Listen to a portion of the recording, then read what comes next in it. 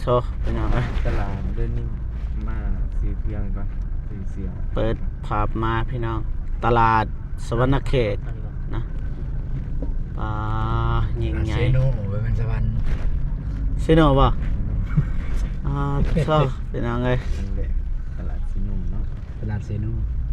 ได้กับทักทายสบายดีและสวัสดีพ่อแม่พี่น้องเบิดสุขสุขคนพี่น้องเนาะมาบ้านนี้เลาะตลาดก่อนเบาเมฆพาทัวร์พี่น้องเลยบ่ฮู้ว่าสิเป็นแนวใดหลายดีเด้อบ่ตูนเด้อสบายดีเด้อสบายดีเด้อบ่ฝนสบายดีสบายดีเด้อบ่เมฆได้ไปพี่น้องป้าเอารถใหญ่เข้าเลยแรงเนาะงานเนาะป้าสิริพาทัวร์บ่เมฆพาทัวร์ก็ว่าได้พี่น้องปลาเอารถใหญ่เข้าเลยพี่น้อง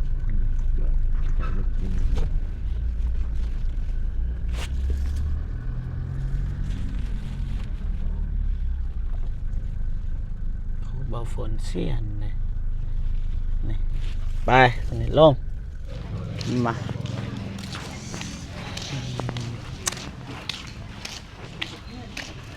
เบาเมฆพาทัวร์พาลงหรือว่าพาไปซื้อเครื่องเบาเมฆใส่ไม้เนี่ยพอได้ทาม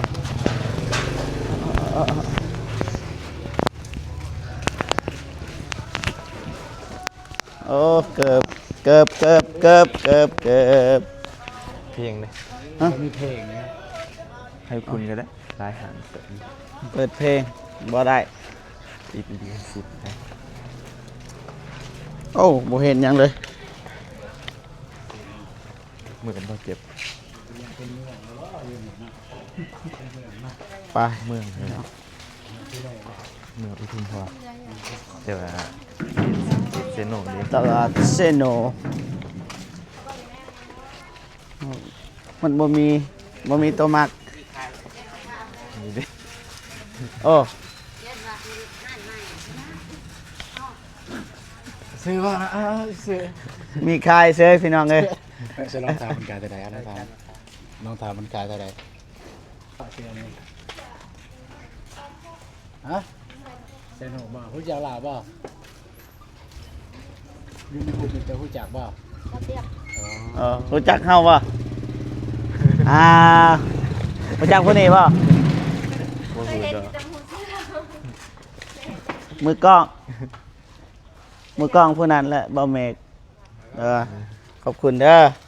ขายเฮงๆน้ำเฮามีอยู่หลายตัวอยู่บ่ธรรมดาเด้อข่อยมักอยู่แต่ว่าสำหรับข่อยมันใหญ่เด้ไปพามันไปเสียผู้หญิงเลือกเสื้อผู้หญิงก็ว่าเสียเบาฝนนี่เป็นบางคนมักเลือกผู้หญิงไปเลือกมักแบบผู้หญิงว่าใส่เสื้อดำตำรวจไป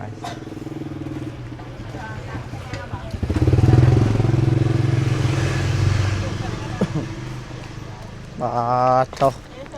โคตรใหญ่เลยพี่น้องเอ้ยมาแล้วซื้อเกิบ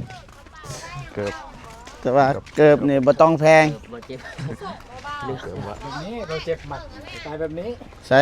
โซนเป็นหมัดไปเราเจ็บหมัดตายแบบนี้ข้างในเลยไอ้วะเด้โซนขาวนะแม่นนะเด้อขออนุญาตเด้อป้าเจ้าเกือบ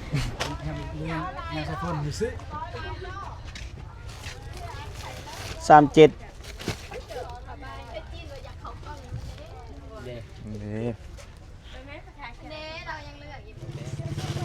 เอาเบอร์3เขาใส่เลยแตกถ่ายคลิปอยู่เด้อ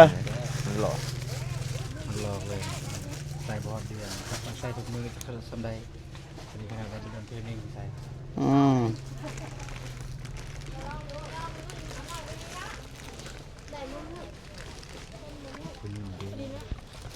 พอดีเท่าไหร่ฮะฮะ ก็ได้ ราคาเท่าไหร่บ่เมกจะเคยซื้อ จักได้บ่ 200,000 200,000อ๋อแพง เลือกคู่ตัวอื่นซะเอาเงินน้อยเท่าไหร่125,000 ลุงแบบนี้นะบ่เจ็บเอ้ย ใช่ นี่มันเพิ่มเด้ มันเพิ่มความสูง เพิ่มความสูงเด้ อ๋อแม่นบ่ น่าจะพอดีอยู่ ตะมอยอีก มันหน่อยอยู่ลองมั้ย เอาจับไปนี่สบายดีเด้อได้บ่ ได้เยอะเนี่ยงามเยอะ เท่าไหร่นี่ถามราคาก่อนเด้อ เท่าไรก็ 260,000 นี่บางอย่างก็200,000 ทานำแล้วสำนัน อุ้ยรุ่นหายุ เราหลุดให้เป็นครึ่ง ก็ได้ได้พอดีเลย มันก็เพิ่มนี่ได้เพิ่มขนาดจะได้แต่บ่แม่นเพิ่มความสูง เท่าไหร่ลดให้ อันนั้นจะ250,000ก็ได้ อ้าว250,000แล้วก็ลดแล้ว250,000 200,003ก็ได้ ขาย260,000เด้ 230,000ซะ เดี๋ยวสิถามแกเบิด เอาเงินหน่อยนะบ่ได้อาย เป็นนะครับ เอาเว้าความจริง 230,000ได้บ่ตัวนี้ค่ะ230,000 โอ้โอ้โอ้ เด้แล้วรุ่นให้เจ้า เส้น3เป็นได้เอื้อย ขาย260,000เด้ เงินหน่อยเด้เอาเงินหน่อยเด้ มาแต่ไกล มาแต่ไกลเด้นี่ มาแต่ไกลเด้ เสกล่อง บ้านนอก มาแต่บ้านนอกเด้นี่ มาแต่บ้านนอกบ้านนา แม่นบ่ เงินค้ำก็บ่มี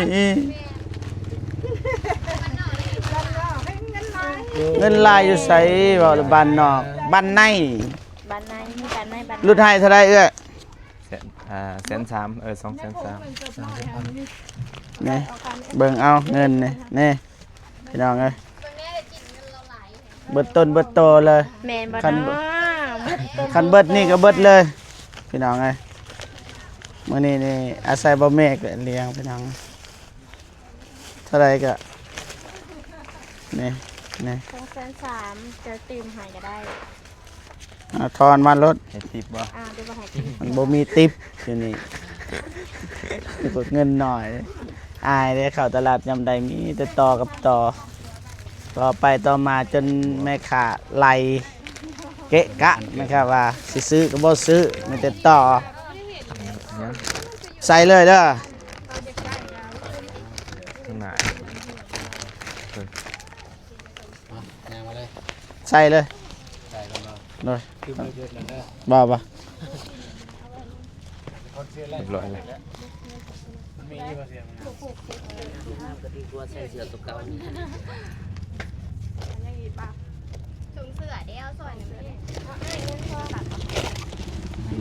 ใจเด้อโดยนะบ่มีติปนะเอาใส่เลยใส่เลยใส่เลย ให้ซื้อก็ได้จ่ายเงินน้ำมัน คิดหนีเลยว่ะโอ้ใจดีแท้ นายขายเสียงให้ ไม่ดีพวกมาวันนี้เนาะ เดี๋ยวเราติดหนีแล้วมานั่งขายเครื่องน้ำมันแล้วหัว ไม่ใช่หนีบ่ขายเครื่องให้ ขายเครื่องใจดีเด้จังเมื่อเด้อได้สมยินนั่งกันสมยินไปตลาดนี่กัน นี่สไตล์บนตู บ่ทิมเด้อเกิบหน่อยเด้อ นี่ บ่มีวันทิพย์เมื่อใส่อยู่บ้านพุ่นน่ะพี่น้อง เจ็บนี่นี่ส้ม สั่ง มีโซ่ด้วยเนี่ย เอายังโซไปบัดนี้ มื้อหน้า มื้อหน้าก่อนหาเงินอีกได้เกิบเลย คือเจ้าเลยเจ้าใส่แล้วคือ ก็คือคอยหั่นแหละ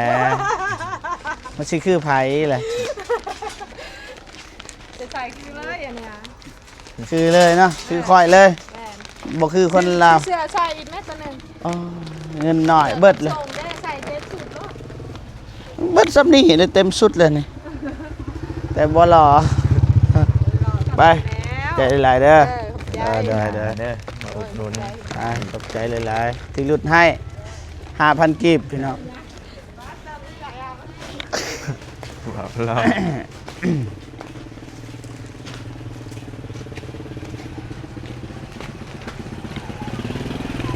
ระวัง เลยพี่น้องเอ้ยโอ้โอ้บ่ได้เด้อใช่ปะ กับ อ่าบ่ฝนจับนี่นี่ยังเด้อยู่ไหนโอ้มีน้ำอยู่ใน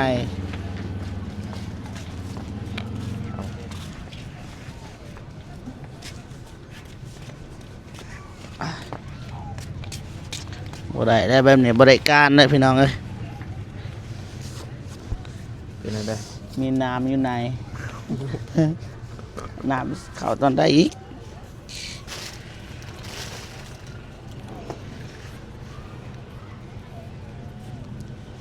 ไปได้หายบัดนี้ ไอ้ใช่ต่อกัน ตอกไป เด้อโอ้ยมีแต่เลือกครับเลือกพี่น้องเอ้ยสบายดีเด้อเจะคลองหลานบ่อ๋อได้ปะ มันใหญ่เพิ่น ได้พอดปะ ทุกคนเลือกให้ได้สักหน่อยทุกคนคิดว่าทำตัวสื่อสุดแบบนี้นี่วะ โอ้ใหญ่โพด นี่ เดี๋ยวเจ้าเกินเนาะ พ่นบ่พ่น วันนี้ ไอเตียง แบบนี้ พ่นเกือบไอเตียงอยู่เทิง เยอะนี่โอ้นี่ คือเลยถามเงินจะมีป่ะ สิเรา เงินจะมีป่ะ นี่แต่ละรอบ อ๋อถึกด่าคัก นี่แล้วพายกระเป๋าผู้ใหญ่ โอ้นี่พวก ๆให้เราเลือกก็ได้พ่นพุด เอาเลยจัด เอากันดีบ่ นี่ก็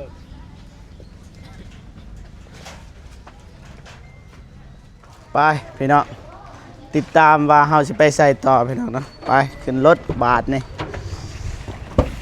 แห้งเนาะอยู่ไหนเนาะ เต็มเลยไปพี่น้องไปเที่ยวกันเลยไปนี่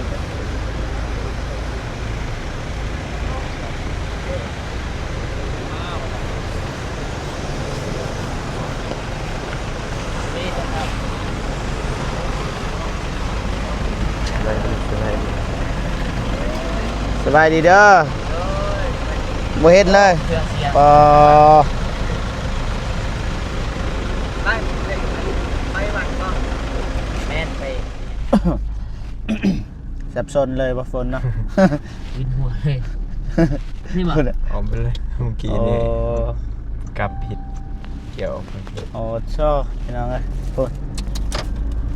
รู้ลาขนาดพี่น้องนั่นนี่แหละเขาคนบ้านนอกเขาในเมืองบ่ฮู้จักอิหยังเลยพี่น้องเอ้ยแค่บ่ต้องถือสาเนาะแบบมั่วซั่วเลยพี่น้องเอ้ยบ่เมกบ่ให้เว้าเท่านี้รู้จักเบิดบ่แค่นี้ แมนซิโนนี่หูจักทุกซอกทุกซอย อ๋อชอบ แต่สวรรค์นี่ก็ บ่เบิดปานใด เวลาบ่เมกไปซื้อแนวกินแนวอย่างย่างเอาบ่ อ๋อมีรถ มีรถปะ มีรถส่วนตัว รถส่วนโตว เลย รถกระบะ รถ นั่ ตะ นแห แบ ละ ก รถจักร จากว่ามันต้องฮู้เบิดและสันขี่รถจักรไปไสบัดนี้เที่ยวไสบัดนี้ ทานอิงหังนี่บ่บอลเมื่อคืน แม่ อ๋อ ไปเบิ่งถาดนี่ห้างพอดีก็นัดเจอพอดีอายเพิ่นสิขามมาสวงสวยๆกับพอดีทางเดียวกันนะ มาแสดงว่าในอายบ่ทันกลับมาเปล่า แม่นเพิ่นสิถารับแม่พิมพ์มาเลยนะ อ๋อโดย โทรถามเพิ่นแล้ว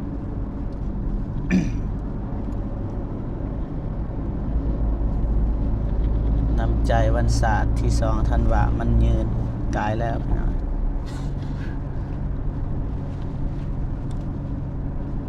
โอ้แสงอรุณ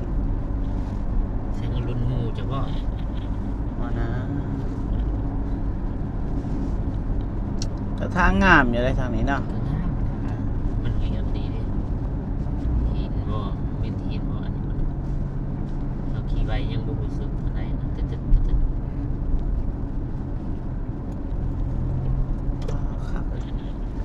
โอ้เถื่อนเขาโอ้ดูลาขนาดบ่ฮู้ว่าเบิ่นจักตื้อเถื่อน หลายเติบ ทางนี้ยังเกิน อ่า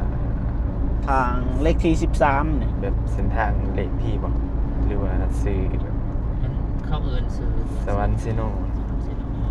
ในวันทางไปสวรรค์กับเซโนเนาะ เออ คิดว่าเส้นเลขที่13นั่นนี่ก็คือทางบ้านเฮานี่เส้นเลขที่16 แม่นน่าจะ13 ไปพี่น้องมาสิทายบอลแบบคักๆให้เบิ่งพี่น้องเนาะป้าพี่น้องทางนี้คักจังดิ ลงสตอรี่ เห็นแต่กกไม้พี่น้องเอ้ย หมากยัง นี่แบบนี้งามแบบนี้ เนาะ เส้นทางแบบนี้ แต่ว่าคันไม่ลบยำใดนี่ วิวมันได้เย็นเลยนะพี่น้องเอ้ยบ้านดงนาคำเนี่ยพี่น้อง นี่นะแต่งเส้นทางแล้วก็เบิ่งด้วย เดินเบิ่งเดินไกลๆนี่แหละ อืมอยู่ใส่ในหอดใส่ละ ไปไปอีกมันจะมีป้ายเนาะทางเข้าไปเลยนี่ดิ เข้าไปนี่บ่ โดย ยินดีต้อนรับสู่งานบุญนมัสการพระธาตุอีหังโอ้นี่ป่ะ มันชิ้นบ้างมันมีคัน ปลาโทขายดอกไม้ ซื้ เต็ อ ม อา เล ยุ ยพี่น้อง คุณก็ได้ซื้อในวัดเลย อยากเบิ่งพระธาตุอีหังครั้งแรกเลยพี่น้องว่าปั๊บนะ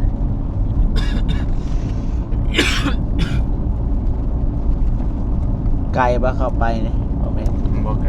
ประมาณกิโลหนึง กิโลนึงไปพี่น้องไปนำกัน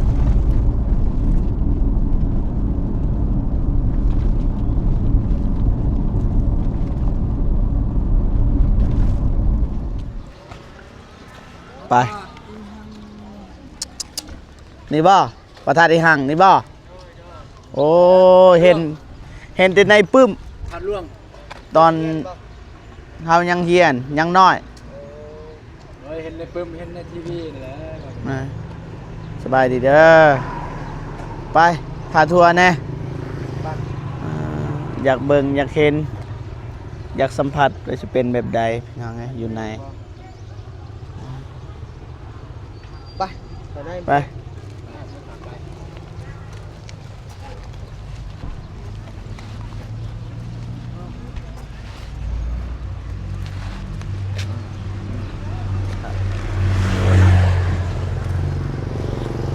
อ้ ขอบใจเด้อไปช่วยชีวิตอาบ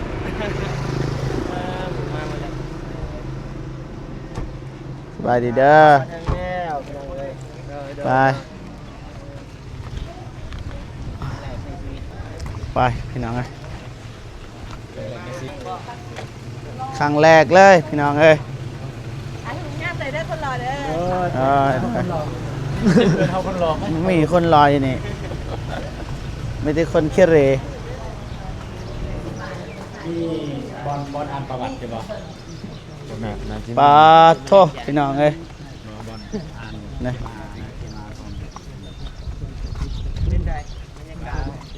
ปลา มีทำก็ได้มาดูพวกมีบอลนั้นอ่านประวัติบอลอ่านที่มาบ่ฮะมีบอลอ่านประวัติบ่ มีอยู่ อยู่ใส่ เอ้ยบ่แม่นแล้วประวัติการ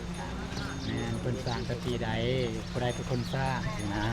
เดี๋ยวมันบ่ลบหลู่เพิ่นแต่ว่าจะพูด มันมีปึ้มอยู่แต่ว่าเอาบ่ฮู้เป็นยาว มันน่าเส้นอ่านนั่นแหละ ยาวเติบนี่เจ้า ไหวอยู่บ่คันไหว อลังการเลยพี่น้องพุ่นอ้อมหอบกำแพงแบบคักแห้งพี่น้องเอ้ย ไว้ขอพรบ่ แม่ โอ้ อยู่เฮาปังๆเฮงเนาะ พุ่น ได้ สำตึก หญ้าสะอาดสะอ้างเลยบ่มีบนเปื้อนเลยพี่น้องเอ้ยมานี่ต้องถ่ายรูปพี่น้องเอ้ย ไม่ต้องกรอกบางยานไปเถอะ เป็นไทย บ่เฮาถ่ายเองก็ได้กล้องเฮา ว่าสิเอารูปนึงเอาไว้ ได้ เอาเรา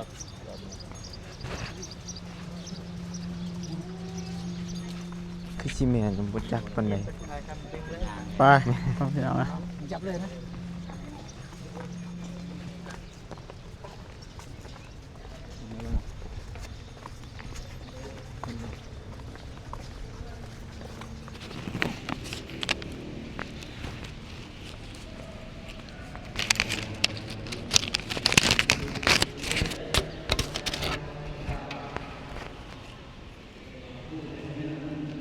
เปิดภาพมาพี่น้องเอ้ยนี่ เจ้าที่ห้องผมเป็น ทีม บ่ งานเฮากำลังนั่ง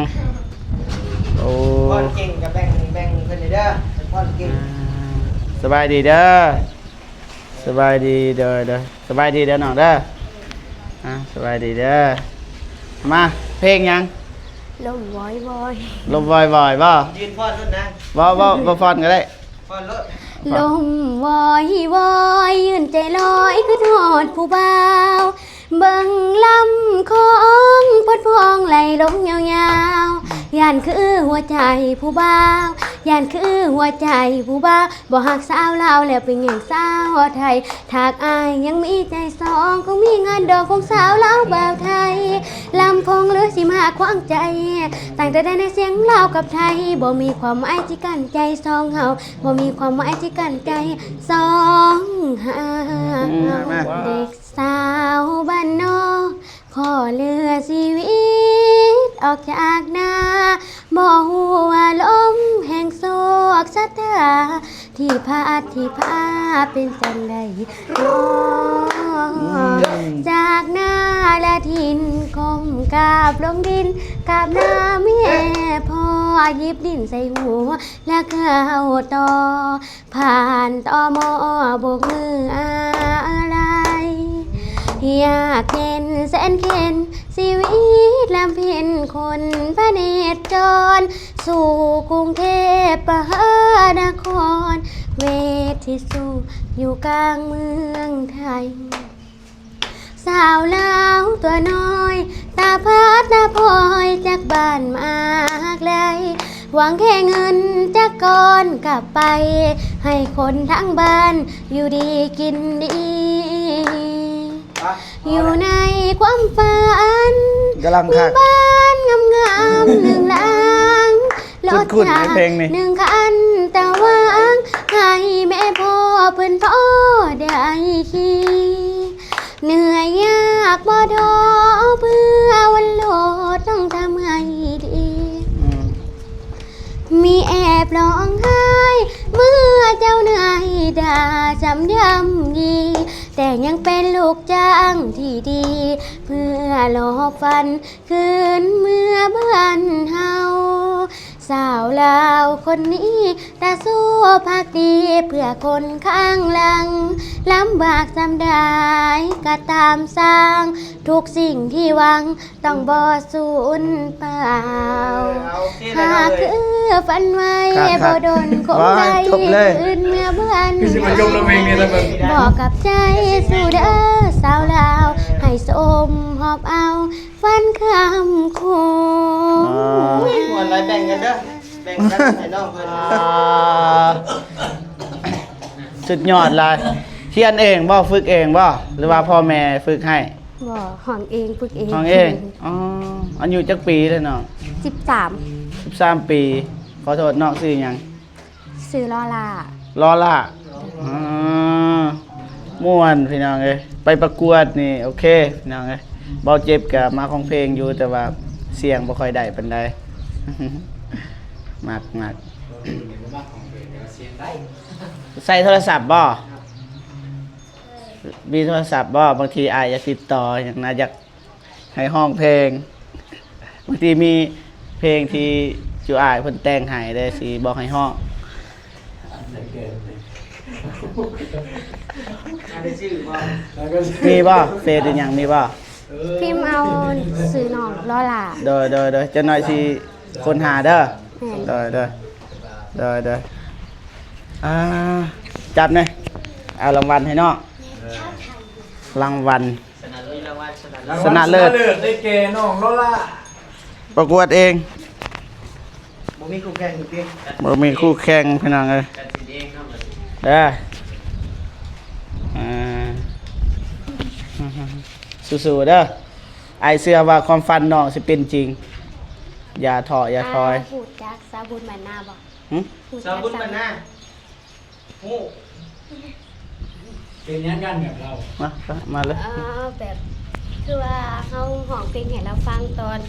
อายุ12 ปีอยู่ในบอนฮอแจก อ๋อ แล้วห้องเพลง